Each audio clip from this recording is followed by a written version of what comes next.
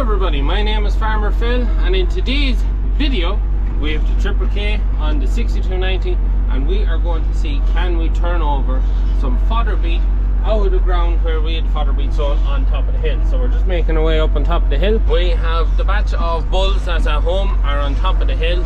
They've been up there for 3 weeks now, and we're going to be taking them off on Sunday to go back and start rotation on the paddocks again. So they finished their first rotation. There was no grass. We had our gorilla rape up here, and we also had the what was of the fodder beet that was sitting above the ground. So we put them up here, and they've not great sport out of it. They're looking well, and they're well into it now. They've eaten all the grass in the back of the hedge. They've pretty much cleaned off all the rape, and they've eaten all the visible beet. So the plan is that the Triple K, when I get up here and gets it up, is going to just dig into the ground a little bit and turn over any of the fodder beet that they haven't eaten, the bits they can't get that are kind of stuck in the ground. That's the theory. Going to set it up, see how it works. We'll also, when we get this job finished, we're going off sowing, and we'll be using the 6290 and the Triple K to harrow the plough ground in front of the 99 and the Lemkin to prepare the ground. So we'll come up here, we'll go out, and we'll see what the crack is and how is this going to work. We'll start the wire here now in the drinker. So this area here in front of me is what we're going to be doing. So we'll see how it works. In theory, it should work. It's something people have said that we should do. So I'm going to see how it works out. So we're up here now. It does actually look quite bare. You can see the odd beet top. There's one there, and you can see some of the rotten beet sitting there. So it's going to be interesting to see, and you can see beet where they've eaten there. See the white of it there.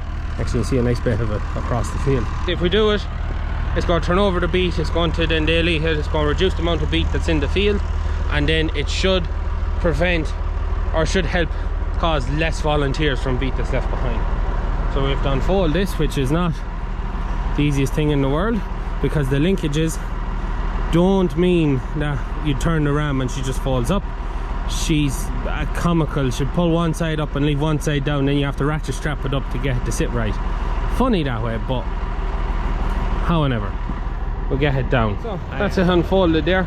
So we'll see what it's like. We may have to adjust our depth wheels and may have to adjust the top length. So we might have to adjust the top length from get-go. Just drop it down fully there. I'll leave me lash here where I get when I'm finished.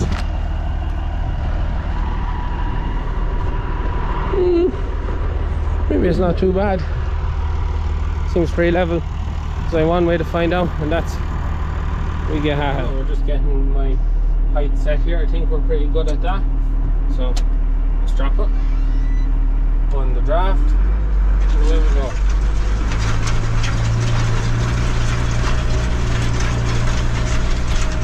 Kind of hopping off the ground now. Ground is a bit on the hard side maybe. Whether or not to let down the depth wheels more.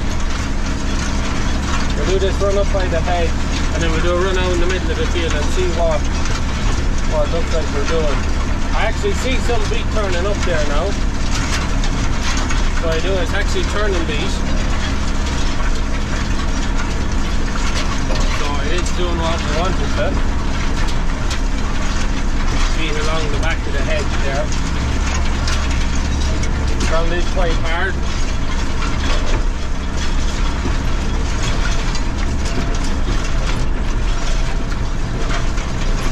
There's something you just race across now. But definitely turning up beet. You can see the white of the beet coming. We'll do a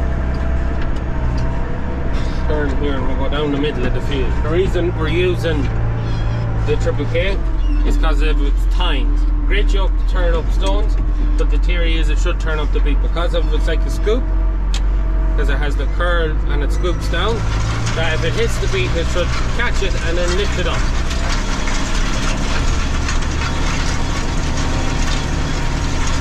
That is the theory, and that's what it's doing where there is beet. I actually think it's sitting on, it's not actually going into the ground. It's more or less just sitting on it. But it is turning up the odd beat. It's not. I think I'd like it going in a little bit more into the ground. They'd do a better job. But she's not running on the depth wheels. The depth wheels aren't doing anything. So, lifting the stones anyways, but you can see, turn the beat there. You can see the depth wheels aren't even turning.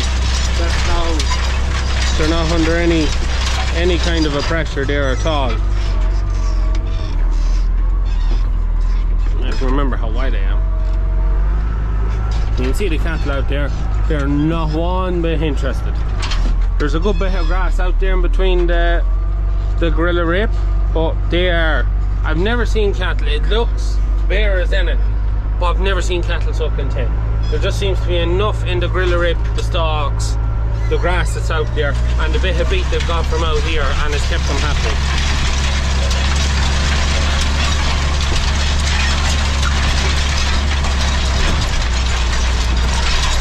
Actually, maybe it's my lift arms aren't going down more. That's probably what the problem is. Might adjust my lift arm depth. Try and let it go down a bit more. So you can see the depth wheels aren't even turning.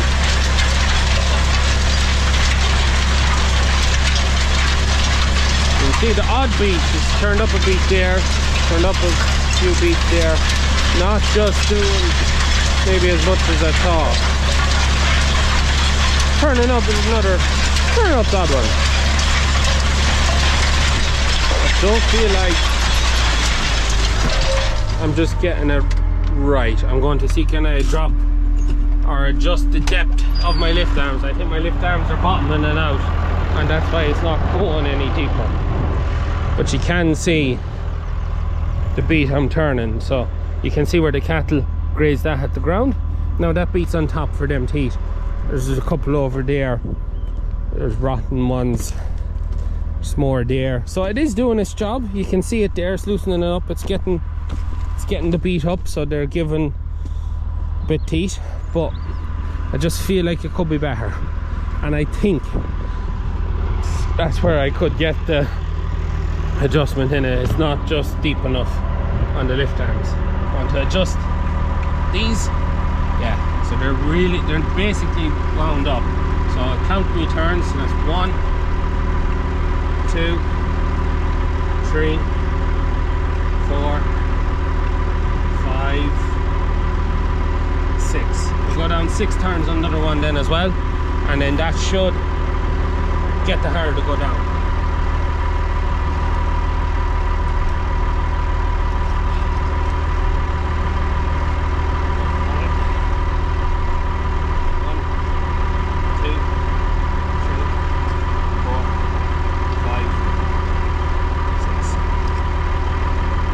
Make everything work a wee bit harder.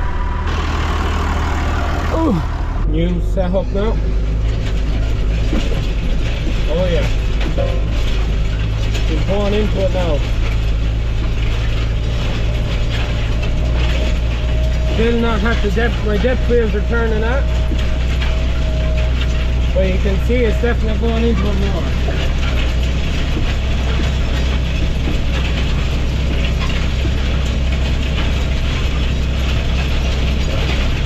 I could probably turn the turret layer down more just to try and get more of a turn on it, but it's not too bad. Probably do is sticking a bit of grease on the wheels. The wheels are turning, but they're a little bit stiff, so there's not enough weight on the wheels to get them to turn. But that's definitely, you can't just see it, but on that side of me there, it just turned up the shape and stuff. That's more like it now. So it is. That is more like it. A little bit rough on the headlands from just how wet everything was when we were turning, but that is most certainly a better job. Still might drop them lift arms another bit. We'll do another run and see what it's like. My wheels still aren't, depth wheels still aren't turning, so she's not having maximum depth. So I'm going to adjust them another couple of turns. There's another 6 turns. It's at the point there where you can feel the weight of the lift arms pushing the harrow into the ground. So that should get us another bit of depth.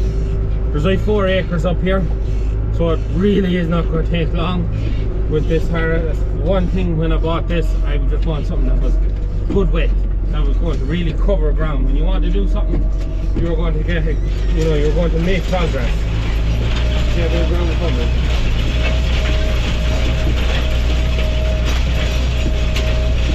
So it's starting to turn the depth wheels now, anyways, or the one that side. When we get this done, I might just have to bring her back to a WD-40 bit of grease just for them inside depth wheels. But she's definitely doing more tilling there now. You can also see why. It's just the back window.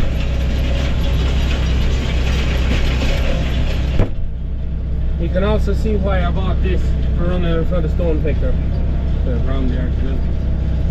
It turns up the stones. It's the same principle behind wanting to turn up the beat, that the way that it's shaped. It's to catch the beat rolls up the tine and comes out. But also it does the same with stones. The stone catches it, rolls up and sits up on top of the ground. And that's why I bought this for the stone picker, to run in front of it. So the field we're in now, this bit here is going into pumpkins. This is our pumpkin patch for next year. It's going to be up here on top of the hill. So we're putting in 6 acres of pumpkins up here, and then the remainder, there's 16 acres in this field. So the other 10 acres then is going into beet. So that's the far end of the field. So when the cattle come off here on Sunday, this is the first place we'll be going dung spreader plough, and we'll be getting this in because we need to prepare the ground for the pumpkins. We haven't started sowing our pumpkins yet. We start them off in the greenhouse, but we're hoping to start them next week. And then in about 3 weeks from planting them in the greenhouse, we should be ready to plant out. So we need this field ploughed, tilled, and ready to rock and roll. So that's definitely doing a much better job. And you can probably see over my shoulder there the bit of ground that's getting the second run of it. It's just nice now. It's just maybe not as much bee henna as I thought, which I suppose is a good thing. It means that we got the muscle with the bee harvester, just a bit on the corners and on the headland. But it's doing what I wanted it to. It's just to turn that beef over, give the cattle another little bit of heat, reduce the risk of volunteers coming up in the ground when we sow our pumpkins, and for the future. Also see where the tines are catching beet on them. There's one tine there with 2 bits of beet on it. Yeah, that's just working nicely there now. It's doing exactly what I wanted it to.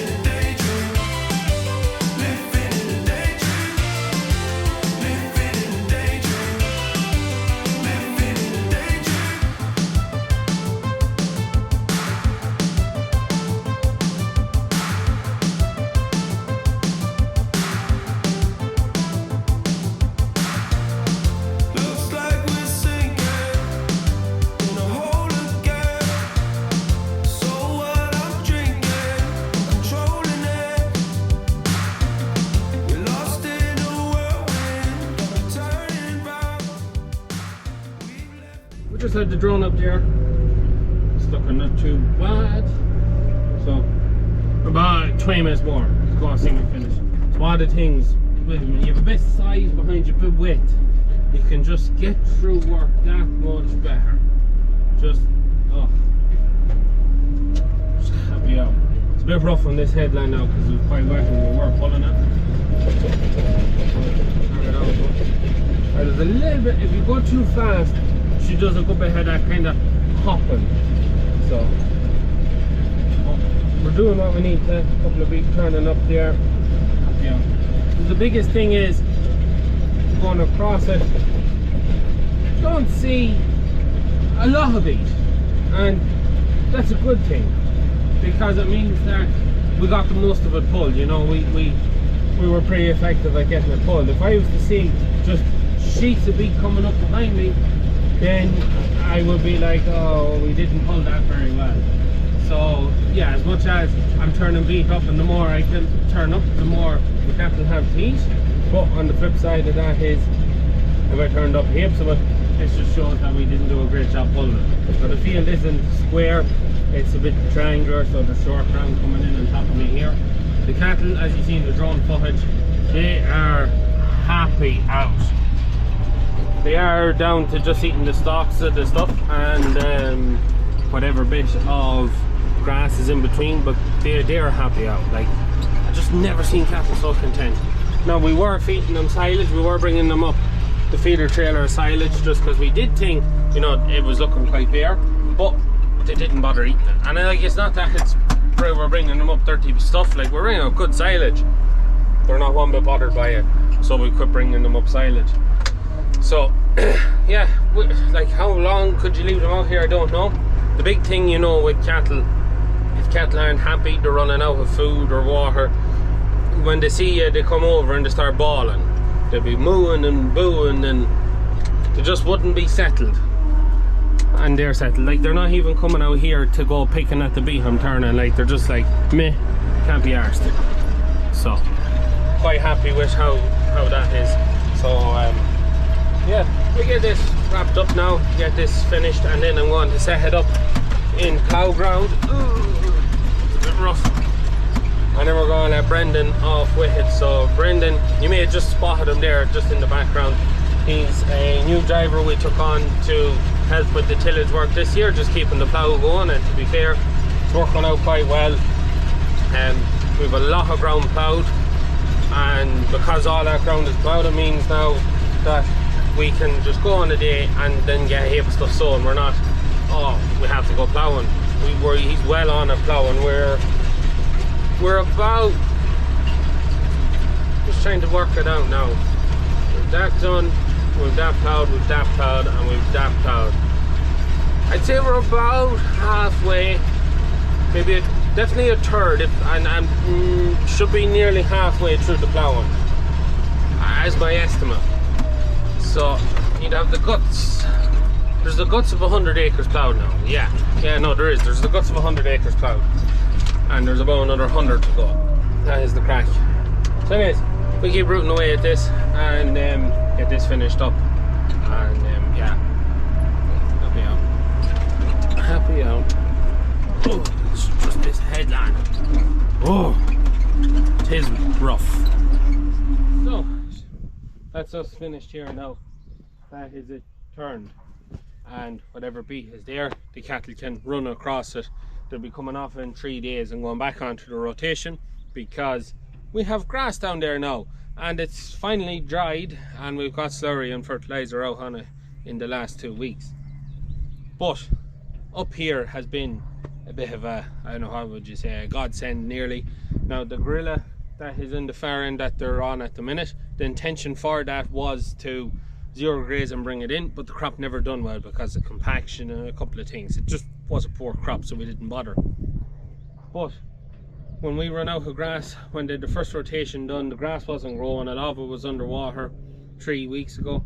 We were able to put them up here, and we're able to keep them up here, and it has me thinking that maybe going forward, and we've also had to do it with another batch of cattle on another grazing rotation, and there was tillage ground beside it, we put the cattle on it. But what I'm thinking now is maybe we should, when our pumpkins are gone and our beet is gone, harrow this and put in a cover crop of leafy turnips, kale, rape, stubble turnip, something that can be grazed, so that when we let out cattle, we always tend to go out quite early, maybe a bit too early, but when we get that first rotation done, if we get a spring like this, we have somewhere to go with plenty of fodder to keep them going. One of the benefits of the tillage ground, even if when the weather was poor, now you can still bring out silage. Any tramping or poaching or anything like that they do, doesn't really matter, so you go plough it over. It's completely different than if you were to leave them on a grass paddock and then just bring them out silage and let them plough it out of it. You end up having to reseed it, but up here it doesn't matter. But that's what I'm thinking. And even if you got a good spring where the cattle grass was growing and you get your straight into second rotation, you could still put the cattle up here to graze off the cover crop, and you'd end up with more silage to make earlier on because you'd just grow more grass. And it's what I'm thinking now for next year. All our tillage ground that is beside our grazing platforms, to put in cover crops that can be grazed, and to graze them come kind of March time, graze them, just to first rotation done onto the cover crop, graze that off, and then go back onto the rotation and have a big flush of grass coming. So that's what I'm thinking. Let me know in the comments what you think. I think it could work quite well, and a good spring you'd end up with more silage to make. On a bad spring like this, you end up with somewhere to go with the cattle, so you don't have to put them back in. We didn't have the grill up here and the bit of fodder beet that was here, then cattle would have had to went in, because there was nothing out here for them if it was just stubbles. You let me know in the comments, you think it's a good idea, bad idea, what kind of cover crop would be best suited for that kind of a job. Any and all things, let me know in the comments. Before we finish, just have the harrow folded, and I just want to show you. So when I fold the harrow, this is what happens. Jeez, the camera is a bit of drocky rain. It's the first rain nearly all week. Harrow is folded. I get one side up and one side out. Now the linkages on it, it has them funny bits there, and I'm not sure whether it's supposed to go between the two or what. We tried many different ways, but in the end this is all we could ever get. Now maybe the ram was changed on it and the ram is too long, so if that was a shorter ram, that had just pull up and that'd be it, it'd be grand. Or maybe we have them set up wrong. Please, if anyone knows, let me know in the comments, because what I have to do now to bring this is get the ratchet strap across, wind it up, that it comes in, have to open that, wind it up, come in, and then strap it down together. And then, as you've seen, letting it off is not simple. So if anyone knows what I'm doing wrong there, please let me know. So we're going to bring this down onto the plough ground now and just test it out for that, so I can let Brendan off, get a bit of harrowing done on the ground he's ploughed, and be getting ready to sow some stuff. But anyways, look, I hope you enjoyed today's video, turning a bit of fodder beet and a bit of planning and whatnot that goes into everything we do. But anyways, look, I hope you enjoyed. If you have any comments, always leave them in the comments down below. Please like and subscribe to the channel. Videos every Tuesday, Thursday and Sunday. That's it for me. Good luck.